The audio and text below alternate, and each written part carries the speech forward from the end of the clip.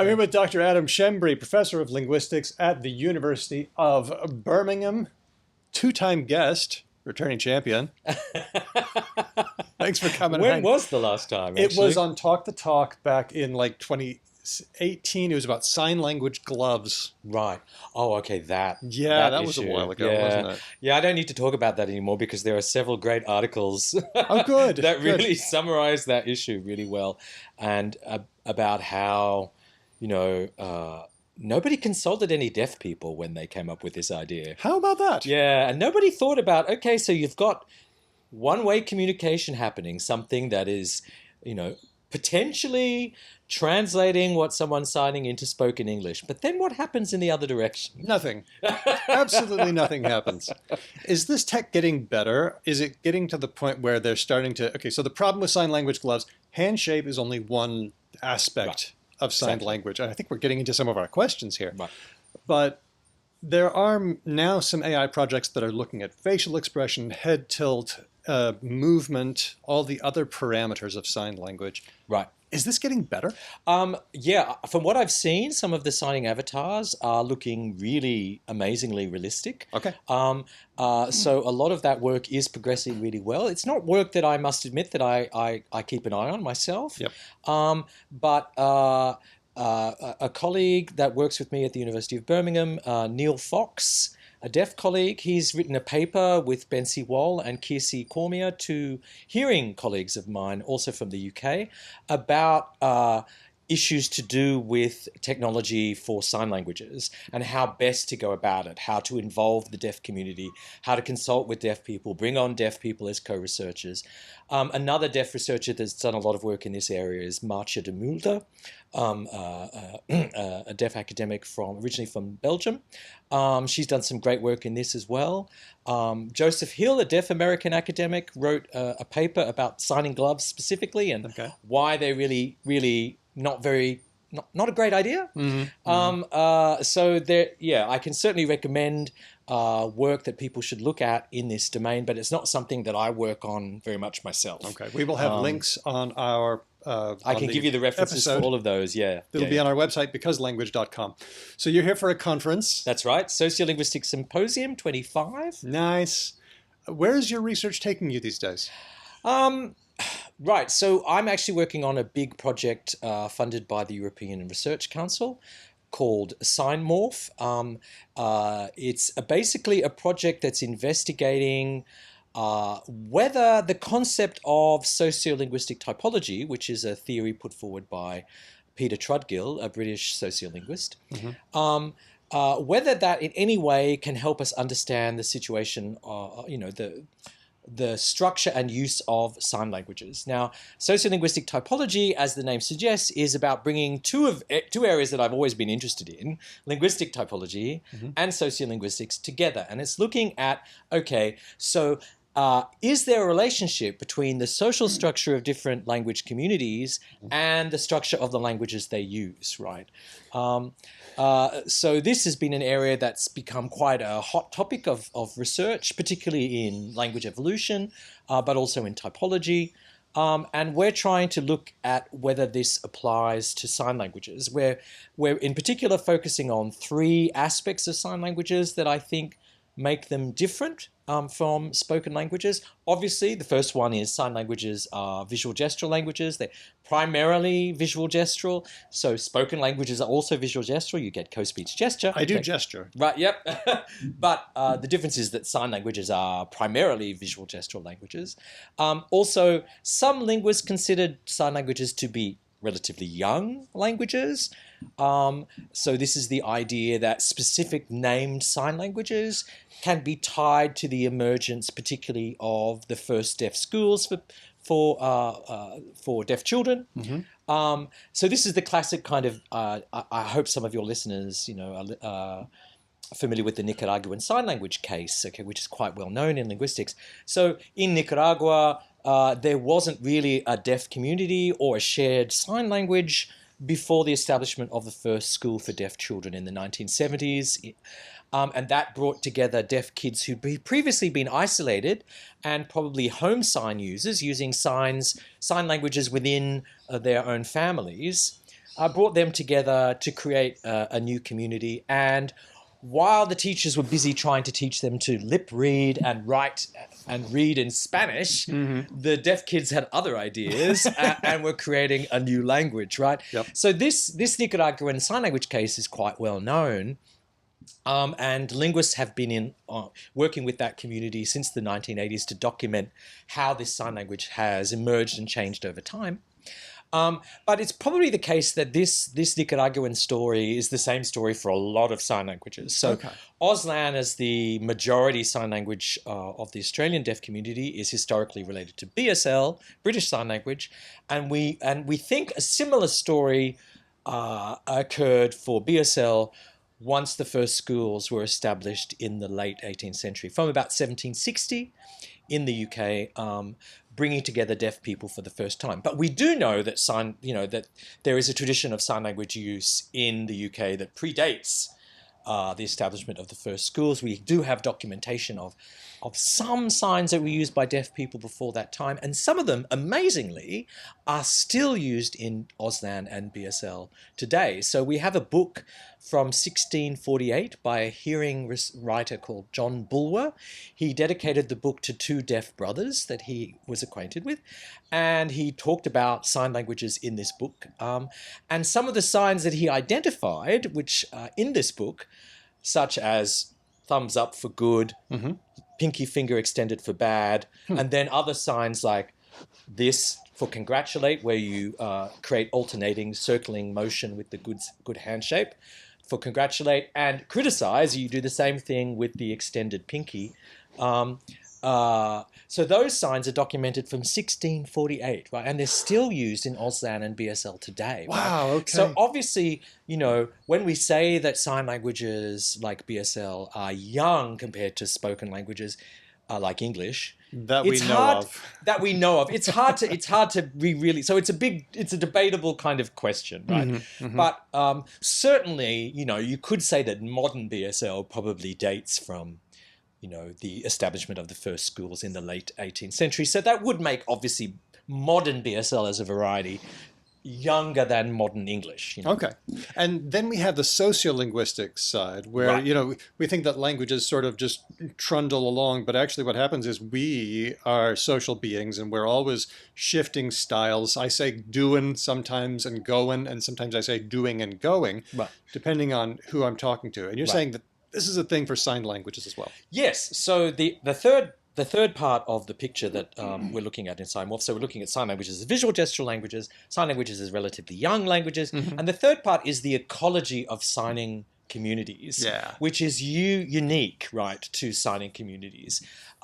It's partly a bad news story in the sense that years of oppression of sign languages and the denial of access to sign languages in countries like Australia and the UK mean that there is a proportion of the adult deaf population, signing deaf population, that have experienced language deprivation, right?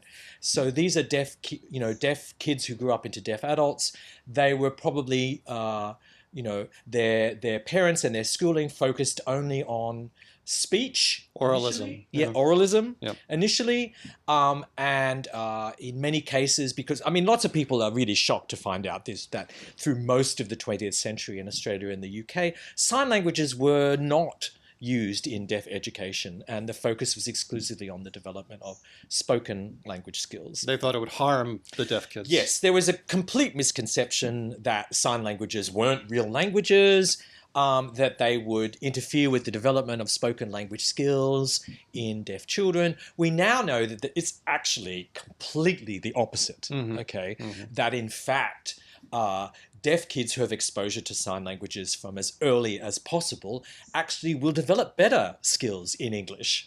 That makes total sense, right? From what we know about bilingualism and, Our brains handle signed languages the same as spoken languages. Right. So you give kids language and then they can learn other languages, right? But they have to have a language to start with, right? Yeah. So entirely unsurprising, but unfortunately, because in Australia and the UK, you've got this perception that sign languages weren't languages. You've also got the monolingual mindset, which many sociolinguists have talked about in these countries, the idea that any kind of second or third or additional language will interfere with the development of English.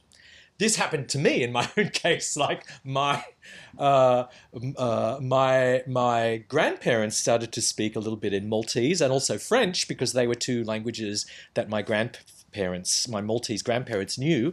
So when I was being looked after by my grandmother when I was a toddler, she was like doing lots of code switching between English, French, and Maltese, and my mother stopped her from doing that because unfortunately my monolingual Australian mother was, she laboring under the misapprehension that this would interfere with my English language skills, right? So that's very common as well. So so what that means is that in the signing deaf community in Australia and the UK, you've got a huge range of language experience amongst deaf people. So you've got, in some cases, a minority of deaf people who come from deaf families, so families in which the gene for deafness has been passed down over multiple generations. Okay. And those deaf children, they get sign language from birth, right? And so they are first language signers, right? But most deaf people are born to hearing parents, and most hearing parents don't learn to sign. So deaf people from hearing families encounter sign languages at all different stages of their life. Okay, a proportion of deaf people encounter it when they first go to school and they meet other deaf kids. Some of them will encounter it later on in their school experience. Some of them will only come into contact with the signing deaf community after they've left school as young adults. So there's a huge range of language acquisition patterns in the deaf community, from deaf people who have acquired Auslan or BSL or another sign language as a late first language and have experienced some degree of language deprivation, right through to deaf people from multi-generational signing families. And then these people get together. And these people get together, right? And the question is that the majority of signing deaf adults aren't from deaf families. So we think it might be as many as 95% of the deaf community in Australia and the UK that aren't from signing deaf families, so have a more varied language experience. Yeah, because they've gotten their input from their parents who are learners. Right, or they've got them from their peers. So you've got something called horizontal transmission rather than vertical. So they've learned sign language from other deaf kids at their school, or from all different kinds of ways, like the huge variation in language acquisition patterns. So then the idea is, okay, so only in signing deaf communities like in Australia and the UK do you get this incredible diversity of language experiences. So how does that impact on the structure of the language as well? Because one of the claims of sociolinguistic typology is, for example, that English grammar has changed over time because of repeated experiences through its history in which adult second language learners of English have had a huge impact on the grammar. Okay. Like French and Latin and things like that. So if you look at a lot of the big languages, the killer colonial languages in the world, you see similar patterns in terms of grammatical change. Okay, so a movement away from, very rich morphologies to kind of more syntactic kinds of means of for example, representing argument structure. So instead of using suffixes, we'll just plop words next to each other. Yes. So there seems to be something going on there, although there's a lot of evidence and counter-evidence for this claim.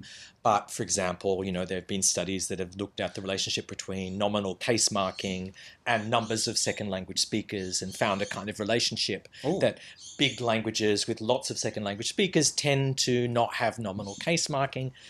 So, but, there's a lot of there's also evidence recently. There's also other papers that have come out and claimed that there's no clear relationship between morphological change and social structures. So this is still an ongoing area, of debate and quite, a really interesting and exciting issue in linguistics at the moment. Gosh, looking at this, because as I said, there's evidence and counter evidence, and it's not sure where we're going to end up. And this is where you come in. And this is where we come in, because I was like, okay, so here we have, an example of sign languages that are. We would think, because of the nature of the social structure of signing communities, that they would be primed to be languages that would be more readily learnable. You'd think that makes sense. That would be sensible. Yeah, and so we've started to investigate this, but investigating it kind of it's indirectly. So we have just got some results. We've done an online study of BSL morphology, in which we've shown examples of morphological marking in BSL to hearing non-signers, Okay. and asked them to try and guess what the meanings of those morphological markings are. So this is a new study. No one's ever tried this before. Like, there's been lots of iconicity studies of individual lexical items in sign languages. Iconicity. Right, yes. Right. Let's put a pin in that. So Okay. we've talked about this before. Sometimes people think that signed languages are just pantomime, right? And there was as I remember you telling me, there was a kind of a thing where sign language researchers would be like, it's not iconic. Right, It is actually, and now we've kind of come back and said, actually, you know what? There's a lot of iconicity. There's a lot of iconicity in spoken language, Right, and that's where the exactly. thing looks like the sign looks like the thing. Right. You know, number 2 or something. What? The sign looks like your idea of the thing. Yes. Right. So how you construe, what you think is a salient feature of the referent really influences what kind of iconicity you get. Right. For example, nurse in Auslan. Nurse in Auslan represents the old. Well, that's a hat. Yeah, That's pretty so iconic. that's very iconic, right? Or- but of course, or indexable. it's very iconic, but it's not really. You don't see nurses wearing this much anymore. Ah. Right? So it's like nun. Okay, Yeah. nun also represents the habit, right? But Sure. nuns don't wear habits so much anymore. One of the best examples of this is police. Okay, so the sign for police officer in Auslan is like this, right? And we think, based on 19th century photos. Let me just describe what you're doing. You've Yep. got 2 fingers out, Yep. and it looks like you're stroking your watch. Yeah. So there's 2 signs actually in Auslan. So there's one sign in which the whole hand Oh. wraps around the wrist several times, and there's another one where the index and middle finger kind of represent a line, 2 lines on your wrist. Okay. Now, what's really interesting is if you look at 19th century photos of police uniforms, they often have stripes or a white band on the sleeve of the uniform, right? Yeah, okay. So we think that, one possible explanation for the signs for police officer in Auslan today reflects 19th century aspects of police uniforms. Yep. Sorry, get that pillow out, the cushion out of the way of the microphone. Stupid cushion. But of course, police officers don't wear this kind of uniform anymore, but the signs still do. And what's really interesting is that now when people learn Auslan, they think those signs have something to do with handcuffs. I was going to say handcuffs. So there's this wonderful thing that you get in sign languages where sometimes the historical origins of the iconicity of signs is not remembered by the community, and new interpretations arise, like kind of post hoc explanations based on iconicity, right? It's folk etymology. It's folk etymology. So you get this wonderful case where people think that the signs are associated with handcuffs, but I suspect that they come from the 19th century police officer uniforms that you can see photos of. You just Google, Australian or British 19th century police officer uniforms. That's what I did. Yep. And all photos will come up. Far and some out. of them will show these stripes or these bands on the sleeves of the police officers. Wow. Okay. Well, this is fascinating research. And last night I put out the call Right. to my Discord patrons on the old Discord. I said, I'm talking to Dr. Adam Schembri pretty soon. Does anybody have any questions? And you got quite a few, I heard. They unloaded on me. They've got tons. So we're just going to, let's try to take these kind of in as little detail as we can, unless you really want to, Okay. unless you feel it. We're going to, because there's a Well, lot. you've already heard me talking at great length this morning, so you know that I don't do little detail very well. Okay, cool. So I'll try my best. Okay. Pharaoh Cat asks. Otherwise, I'll be here all day. I know we don't want to. Well, I would love to. I got time. If you got time. Pharaoh Cat asks. I'm always fascinated by signs that are the same in 2 different sign languages, but mean different things. Right. Okay. Yes. Like, what and where signs are swapped in Auslan and American Sign Language. Yeah. Is this the equivalent of a false cognate, or is something different happening here? That's a really good question. I don't know the answer to that. Okay. It's interesting that, as you said, well, I mean, the where and the what gesture seems very similar to a general palms up gesture. The where and what. So this is where in BSL and what in ASL consist of like the whole hand, palm facing upwards, moving side to side. So the hands out. Yeah. So the moving hands side to side. alternate, moving side to side. Okay. Right? BSL also does a circular motion, but anyway, there is a form of BSL where and ASL what that are pretty much identical, right? Now, probably these two signs have developed from, in lots of sign languages, you get the palms up sign or gesture being used as some kind of interrogative. Right? Yeah, this is just how you ask a question. Yeah, so it's how you ask a question, right? So we can explain how those two signs ended up as WH words in sign languages, but they just happen to go on different paths, right? But it is really interesting that what and where what in BSL and Auslan is the raised index finger with your palm facing outwards being shaken side to side, right?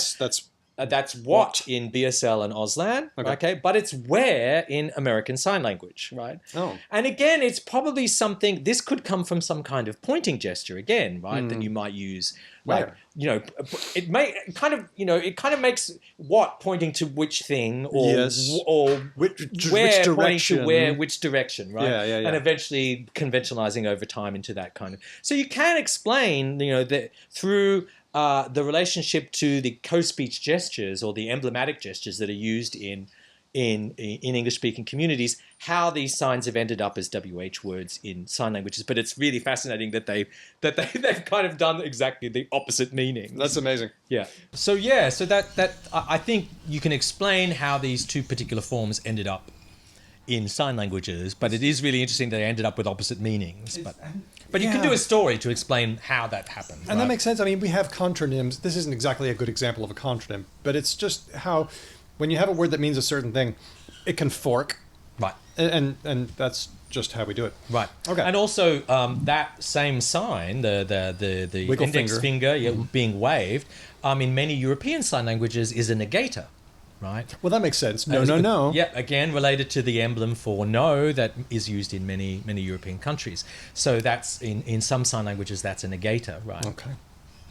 Sean asks, I have a question. So to my knowledge, sign languages are grammatically different to the spoken languages where they come from. This is at least true for BSL and spoken English. They are different. I know this much. Yeah. So if I say in English, monkeys like bananas, in Auslan, I can do that many different ways. I can say bananas, monkeys like. You could, but the default word order would be SVO. Okay. But you can move that around. You can move the order of those signs around. The order is more flexible.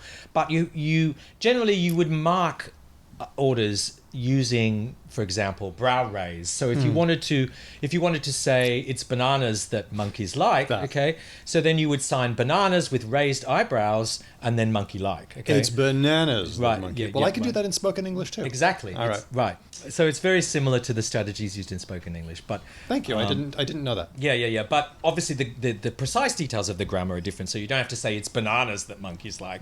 You would say bananas monkeys like.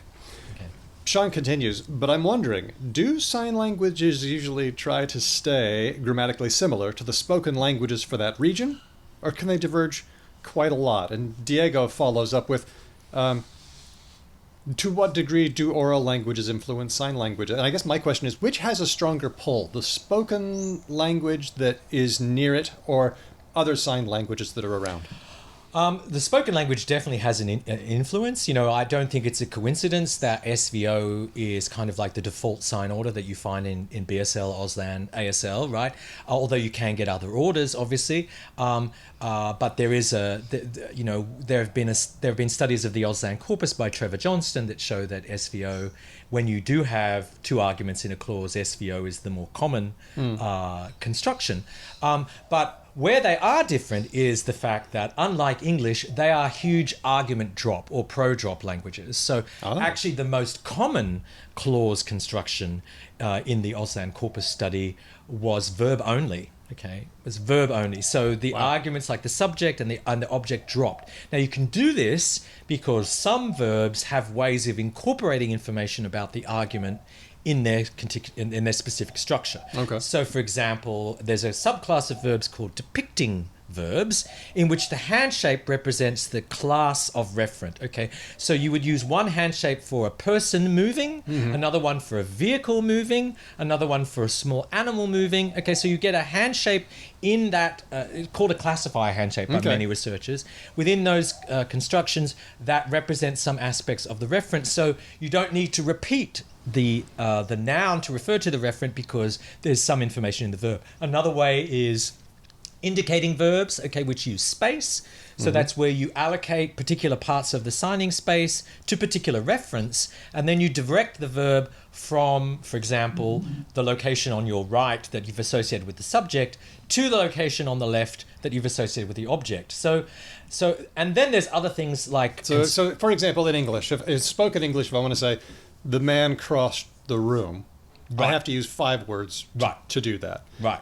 But you're saying some of those elements are kind of optional because I'm doing hand shapes that indicate the man and I'm moving to a direction that's across the room. So within a discourse, if you've established that you're talking about a man in a room, okay, within previous clauses, then you could describe the man crossing that room with a single verb sign. Crossed. Okay. Yeah.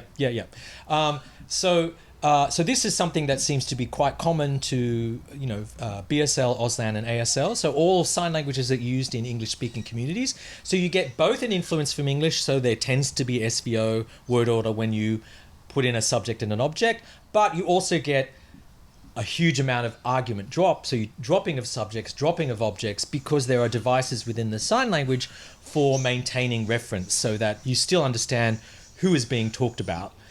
By other strategies. Another strategy is called constructed action, in which the body enacts certain features of one of the reference.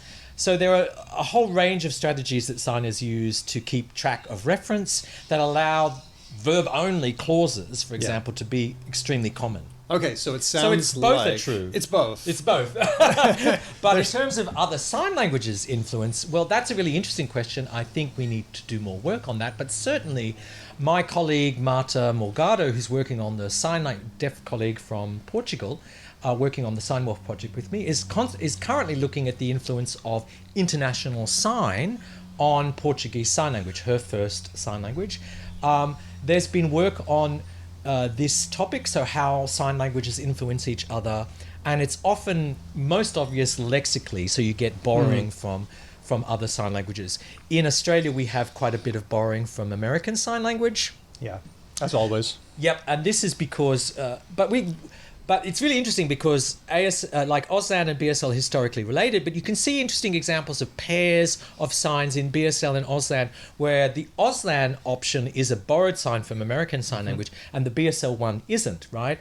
And that's primarily because we know that, for example, many leaders of the Australian deaf community, before university education became available to them in Australia, so once the Disability Discrimination Act was passed in the 1990s, okay, universities were, basically required to provide sign language interpreting for deaf students, and there was a huge growth of deaf students because there'd been a backlog in the 1990s. Lots of universities experienced this huge growth of deaf students once the legislation had been passed.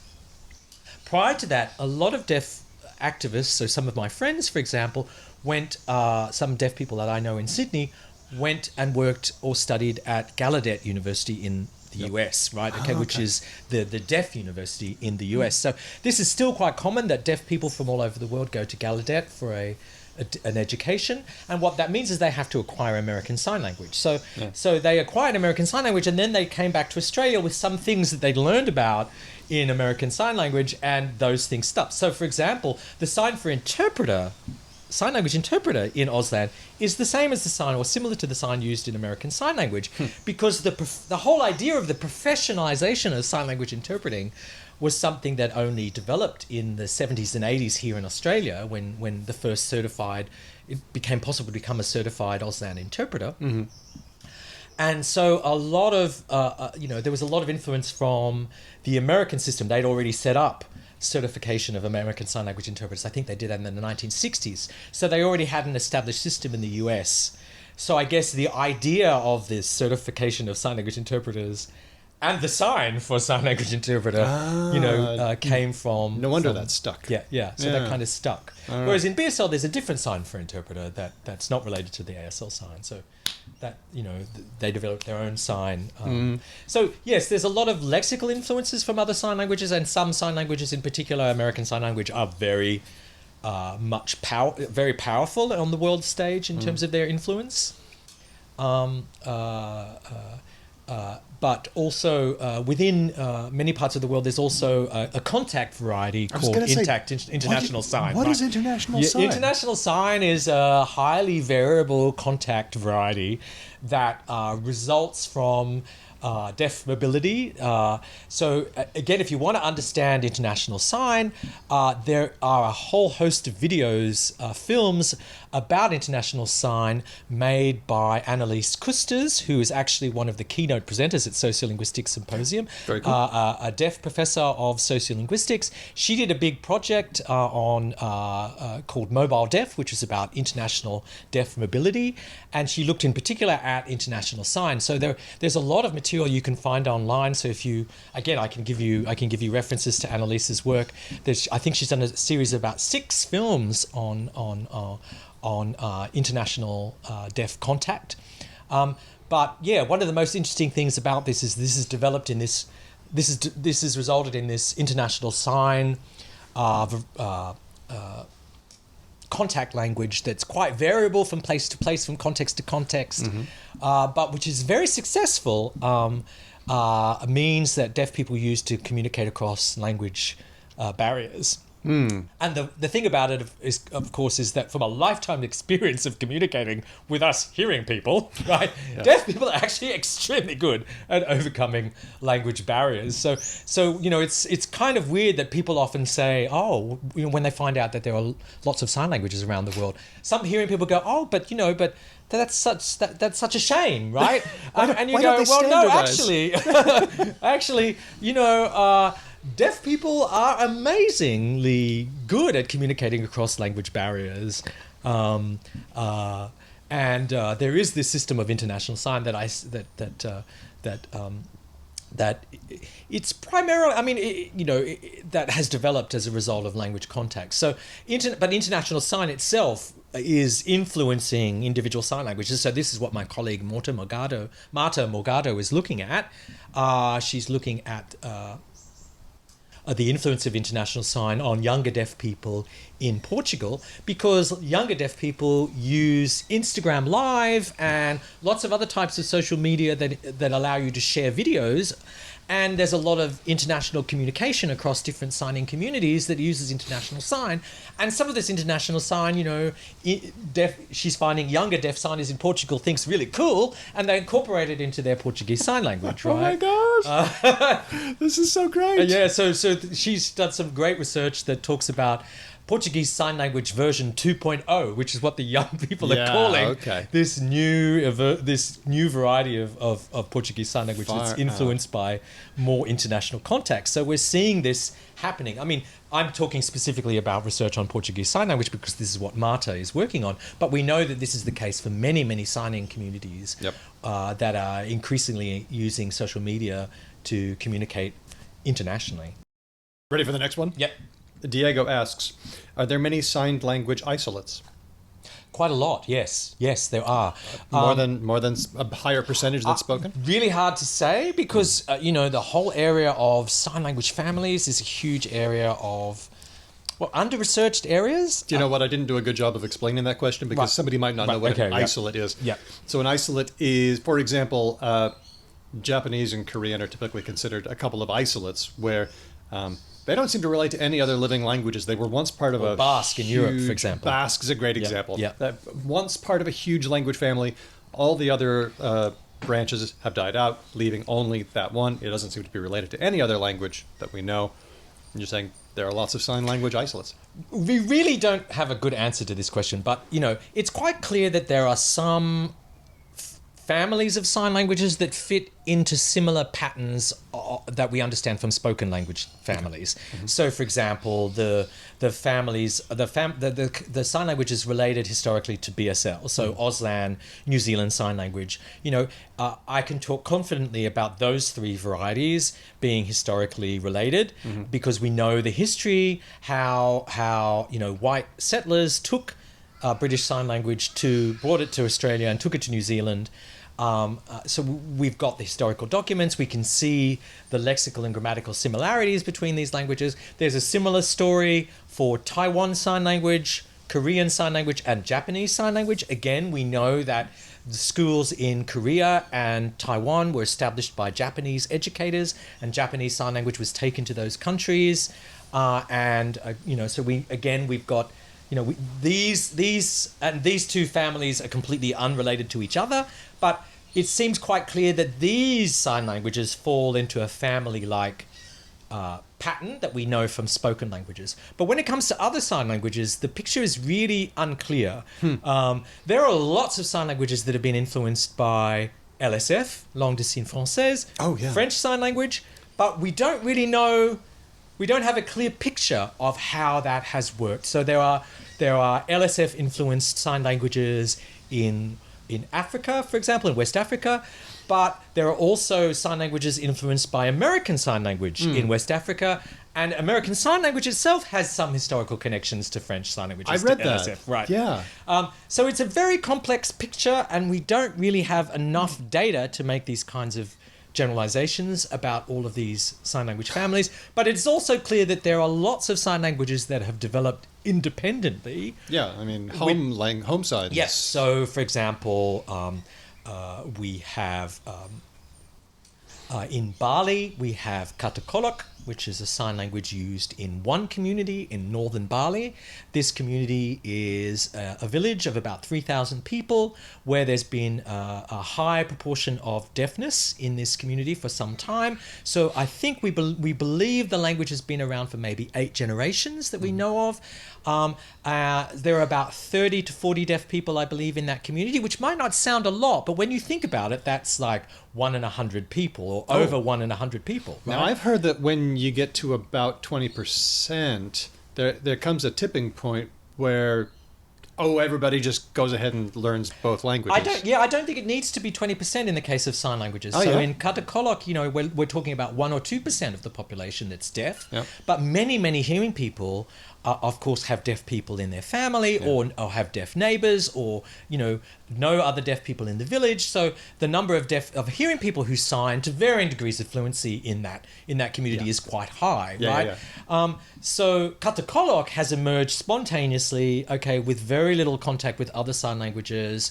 It's not historically related to Indonesian Sign Language, which is used in other parts of Indonesia, which have a different history. So there are many Katakoloks around the world. We don't really we're discovering new languages like this all the time. So there are other sign languages like this, like Aramarobe Sign Language in Ghana. Traditionally there was a sign language called Martha's Vineyard Sign Language in the US, which was a similar kind of situation. So we know that there are these so-called micro-community sign languages or village sign languages. There's various names for these kinds of sign languages, which are different from Auslan, the kind of macro-community national sign languages that Auslan is. There are these micro-community sign languages all over the world, and a lot of them seem to have developed quite independently from any other sign language. But they haven't developed independently from the gestural culture used in the surrounding community. So this is so they're often influenced by the gestures that are used by hearing people within that community. Okay. So for example, in Indonesia, if you hold your 5 hand up and you twist it at the wrist, holding my hand up and you're twisting like you're waving your 5 hand in the breeze. Okay, this is a common gesture throughout Southeast Asia for no or a negator, right? Okay. And this is incorporated into many sign languages in that region that are unrelated to each other. but nevertheless, it's incorporated into the sign languages as a negator, in the same way that we talked about the waving index finger being incorporated as a negator into. So then you get. So this is why sign language families then gets really complex, right? Because there's also gesture There's contact families. and gesture. Yeah, there's gesture families that we don't really understand very well either, Oh, man. right? So there's all different co-speech and emblematic gestures that are used across the world, and they don't necessarily fall into patterns that match spoken languages. So, for example, in both Greece and Turkey, you get the head flick backwards to mean no. Yep. Okay. And obviously, Turkish and Greek are not related spoken languages, but there's a gesture kind of Sprachbund. Okay. Yes. It's And a so spot. this also can influence sign languages. So there may be. So you've got the gesture Sprachbunds influencing sign language families. You've got also iconicity making signs in unrelated sign languages looking very similar because similar strategies of iconic representation are being used independently. Yep. So, for example, in one of the clearest examples I know is, as I said, Taiwan Sign Language is part of the Japanese Sign Language family, not historically related to BSL or Auslan, Nope. and yet the sign for ice cream appears to be the same. What is it? So, a fist You're holding a moving, cone. motioning backwards and forwards in front of your mouth. Well, of course it is. So, which looks like licking an ice cream, holding and licking an ice cream, right? This seems to be the same in both sign languages because a similar strategy of iconic representation has been chosen. So this is why the area of sign language families is hugely complicated. This just makes my head spin. There's Yeah. so much going on. There's so much going on. So this is why no one's really got a clear idea about this. I said apart from some clear examples like Yeah. the British Auslan New Zealand Sign Language family. We love those. Yeah. Trevor Johnston and I created an initialism, BANSL, British Australian New Zealand Sign Language. Yeah, to what's refer- BANSL? I just to found out about refer this to- yesterday. Yeah, to refer to this group of sign languages. Oh, okay. But we've stopped using it primarily because it was widely misunderstood. This is the problem that linguists have, right? Sometimes we just make up a term or a word to refer to. I can give you another reference. So a paper by Nick Palfreeman and myself in the Journal of Sociolinguistics looks at this issue of naming languages, naming sign languages, and how many hearing linguists have just forged ahead and given names to sign languages without properly reflecting on the impact that this can have, on creating these named categories. So we just kind of came up with BANSL as kind of a useful way to refer to all three sign languages at the same time. But unfortunately, the name just took off, and someone wrote a Wikipedia entry saying that BANSL was the language from which modern BSL and Auslan and New Zealand Sign Language are descended. And it's the same thing, or and, it's all the same thing. And then we got pushback. We talk about this in the article by Paul Freeman and myself, Nick Paul Freeman and myself. Yep.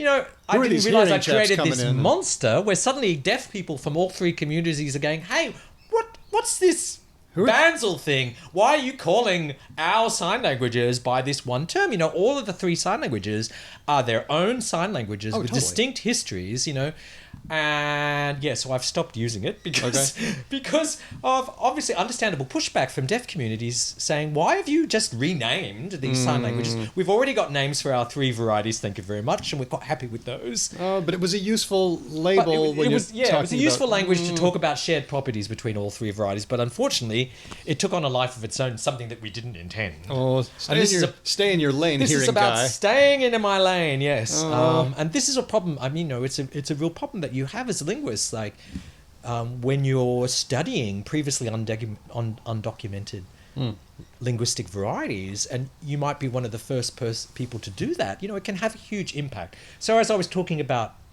the linguistics textbook that Trevor Johnston and I wrote, as I was talking to you in the car about that. Yes, we wrote it as a textbook for our course on Auslan linguistics that we were teaching at Macquarie University back then.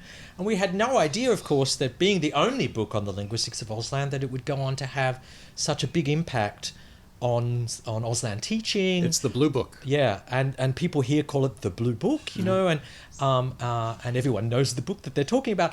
And this is something that we didn't anticipate happening, or certainly I didn't anticipate happening. I thought, I'm busy writing a textbook for linguistics students, But of course, because there aren't any other resources about the linguistics of Auslan available, it's quite widely used by Auslan teachers and Auslan students.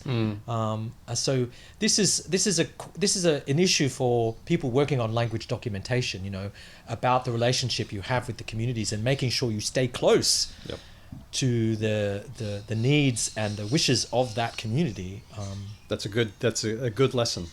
And just to get back to isolates, so it sounds like there are sign language isolates, just like there were language isolates, spoken language isolates. See, I still do the thing. But in the case of spoken languages, it's often because all the other branches of the tree have died out. Right. But in signed language isolates, it sounds like the opposite. They've actually just sprung up. Right, exactly. Yeah. Okay. So these, basically wherever a community of deaf people begins to form, a sign language will emerge, right, spontaneously. It's just the human propensity for language. Yeah, humans want to communicate, and this is what happens. And so this has happened in many, many parts of the world. And so you've got these, what look like sign language isolates. Okay. Diego has also asked, how many, if any, linguistic features tend to be universal across signed languages? And I'm going to guess that where we do find them, it's because they're iconic. That's just a really good way to do the thing, like with ice cream. Or because of contact, or just, what do you think? Yeah, this is we can't answer this question because we don't have all the data in. Okay. Right. Okay. So what are the broad patterns? What seems to happen? Well, if you look at for example, the sign languages that I know best, that I'm most familiar with, the sign languages that have been most documented. So these, of course, are many European sign languages, American Sign Language, Auslan, etc., New Zealand Sign Language. You do get a lot of shared features, shared grammatical properties across those sign languages. So some of the things I talked about before, the use of a particular hand shape, a classifier hand shape in verbs to refer to a class of entities. That's quite a widely used strategy in many documented sign languages. The use of space to show argument structure, to show who is doing what to whom. This over here and that over there. Yeah. Mary over here and John over there. Mary on my right, John on my left. Yep. And then directing the sign ask from the location associated with Mary to the location associated with John. That makes sense. Mary asks John, right? Yeah. So that strategy again is widely, but I'm not going to say these things are universal because we don't really know. We don't have the data for all sign languages. There do seem to be some documented sign languages that don't make a lot of use of the classifier handshape system. There do seem to be some sign languages where it's been claimed that they don't make use of space in the same way. Oh. So we're still very much early days in terms of what we can certainly talk about some widely shared grammatical features. Iconicity seems to be very powerful across all sign languages, right? Visual iconicity seems to be very powerful. Yeah. But in terms of grammatical strategies, we can certainly talk about some grammatical principles that are widely shared across many documented sign languages and that are also present in international sign, right? Yeah, okay. Well, these things are strategies then. Yeah. I mean, it reminds me of spoken languages where we say, oh, well, are there universals? From a Chomsky perspective, you would say, oh, well, there must be because it's all part of the human language faculty. But it seems more like there's just a bunch of strategies and nobody uses the same pile of strategies. I'm much more, I guess you get lumpers and splitters in linguistics, right? So you get the lumpers who are kind of like the universal grammarians who are interested in how much spoken and sign languages resemble each other. Yeah. And then you get the splitters, the language diversity guys who are interested in the differences, right? And very rarely do you get people who, I'm kind of interested in both, but I'm not certainly someone who thinks... I do think that if there are shared properties across the world's spoken and sign languages, they probably relate to shared features of cognition. I think so too. Yeah. I think so too. But also in the case of sign languages, there seem to be shared, quite common strategies that involve the use of visual representation, like iconicity, that involve the use of space, that involve the use of the body.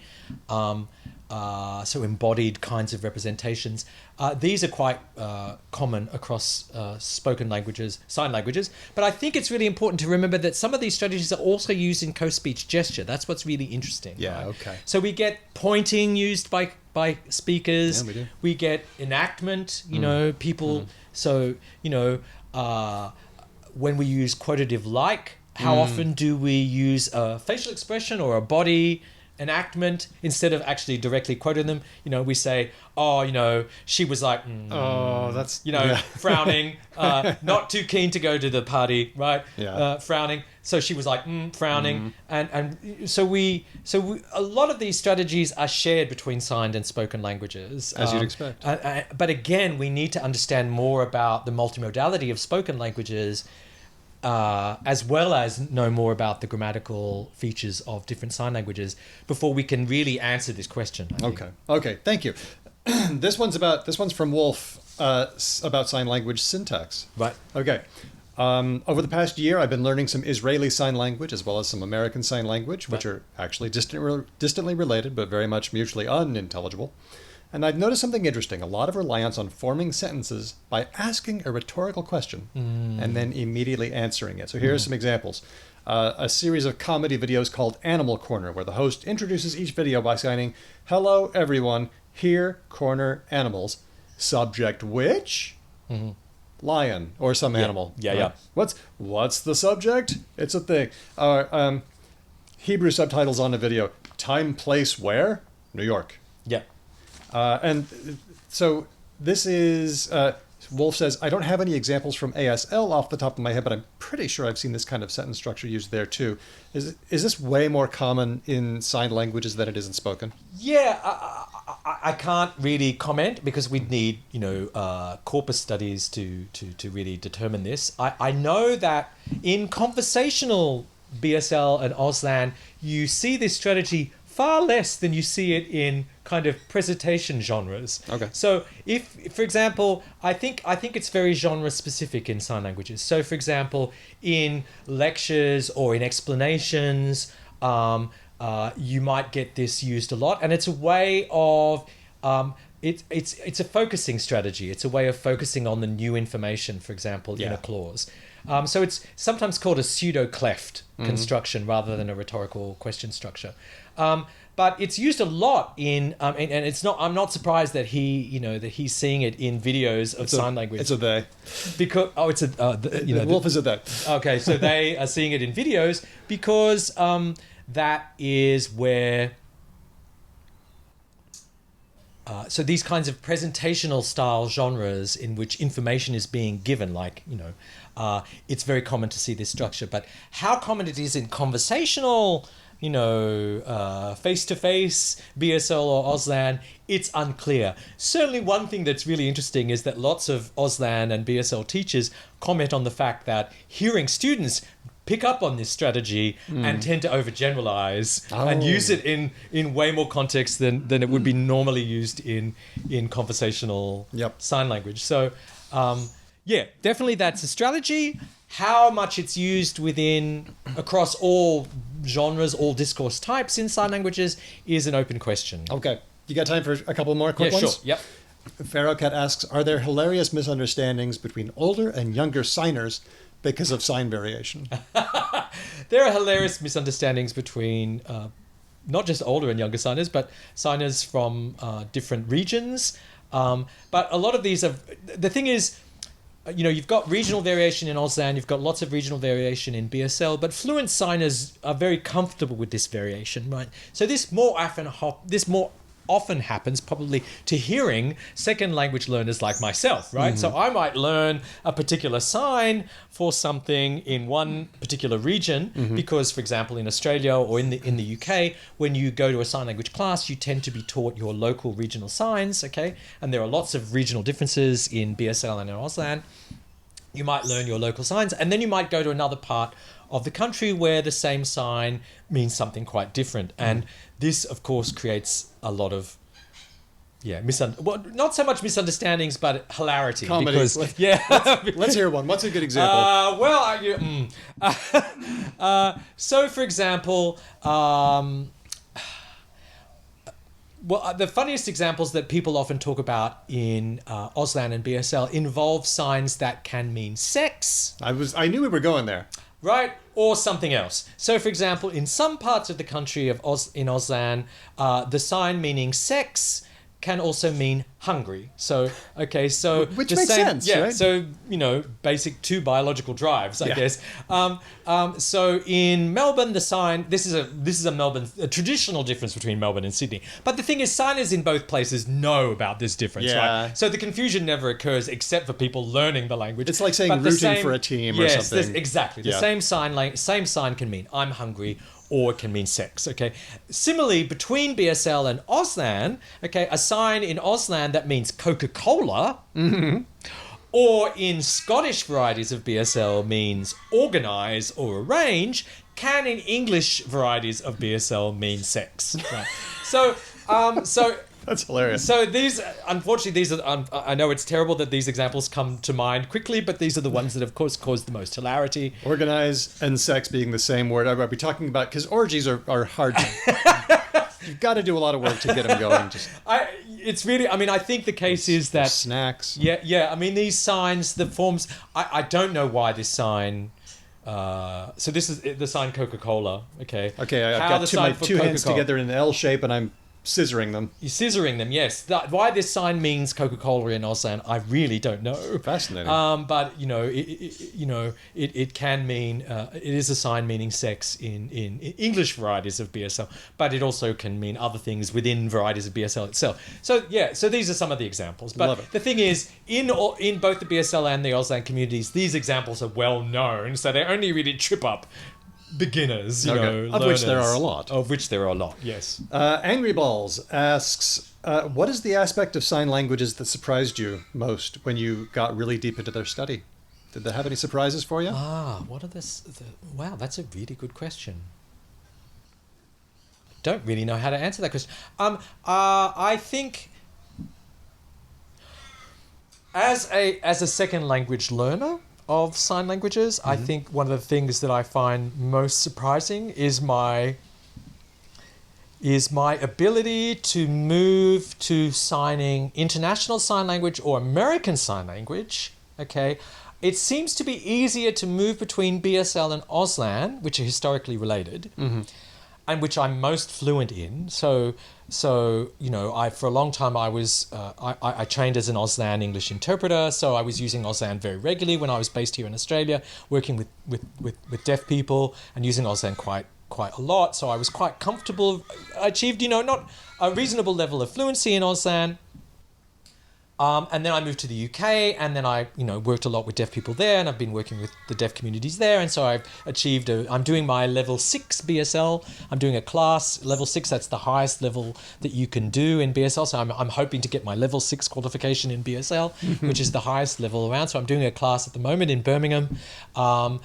It's great, I'm learning lots, but what I find really difficult is shifting between BSL and Auslan.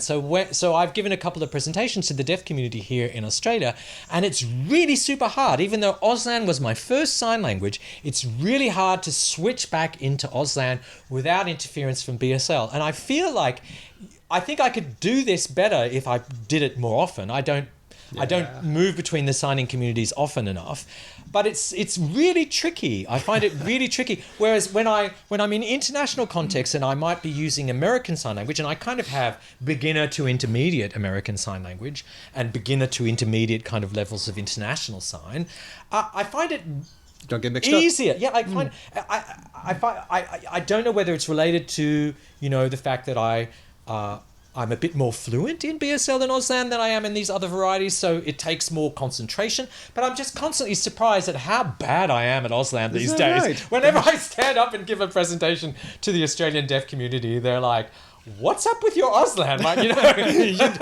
Didn't you write a book or did something? you write a book about it? Like, Well, could that be... so- we so looked at...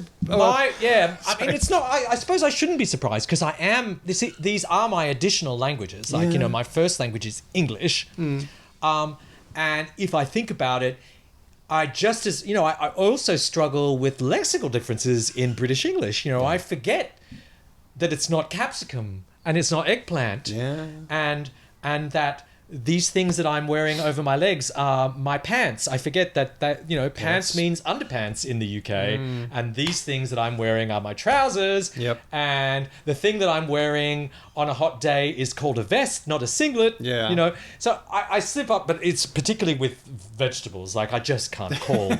I'm sorry, but what kind of word is pepper? I don't know.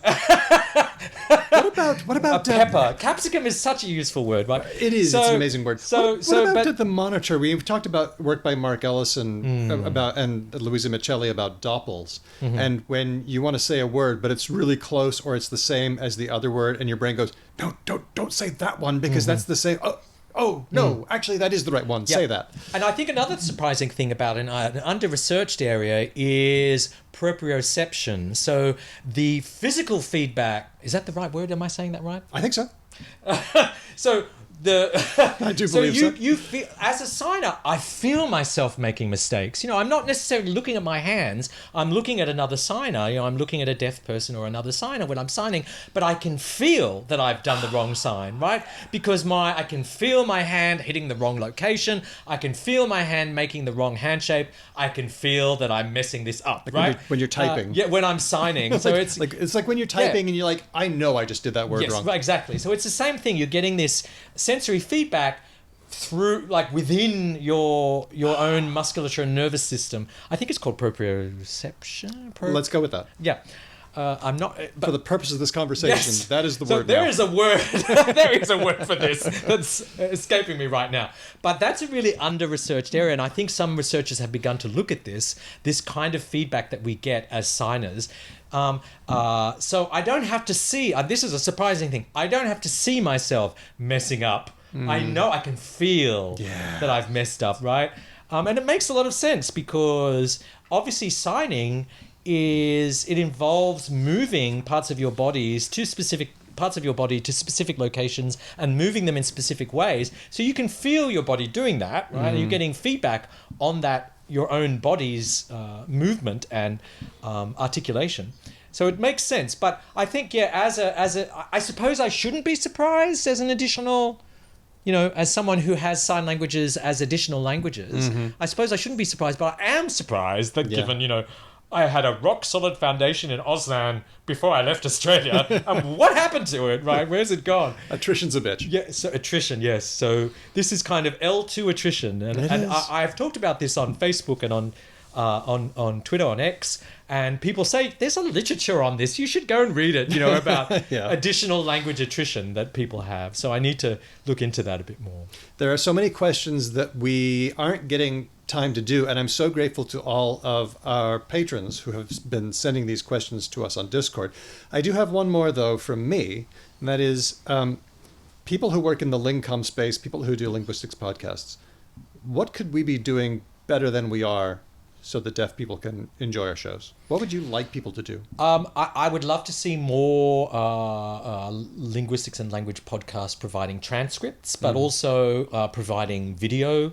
I know that, for example, other podcasts have, when they've had they've invited deaf researchers onto the podcast, that they've used video, they've recorded, done a Visio presentation, they've recorded a video interview with the deaf signer. I'm here today, but I would, I would love you to bring in one of my deaf colleagues. So, Gabrielle Hodge is one of the leading Auslan researchers, a deaf researcher herself. Robert Adam is also another deaf Australian based in the UK who's done really interesting work on Irish Sign Language, which is another sign language which was used in Australia but is no longer being passed on within the Catholic deaf community. And he has personal experience of that because his mother was an Irish Sign Language user. So he's looked at that this kind of he's looked at language contact between two sign languages, right, in his research. Gab Hodge has done lots of research on Auslan grammar. So it'd be great for her to come on the show as well. Annalise Custers, who I mentioned, she's here in the country at the moment, but she's Professor of Sociolinguistics. She's the first deaf professor in the UK in our field, and she's done wonderful work on international sign. So she's really someone you should invite back to talk about international sign. So I would love to see, more of my deaf colleagues being invited to talk about sign languages and about their research.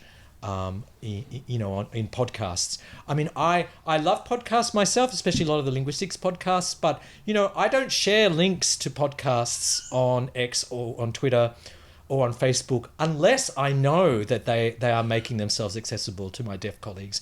Unless they are providing transcripts, unless they are providing, video interviews with a sign language interpreter or with a deaf person signing, and being interpreted into a spoken language.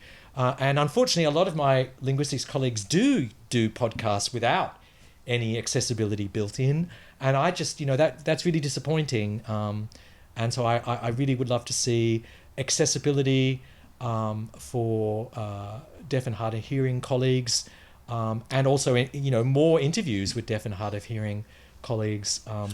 We will do those things, and when we do, we will get to the rest of these questions with them. But for now, we are talking to Dr. Adam Schembri, Professor of Linguistics at the University of Birmingham. Adam, I am so grateful to you for coming and making your time available. Thank you for inviting me. It's been great. So fascinating. Thank you so much. It's been great. Thank you so much.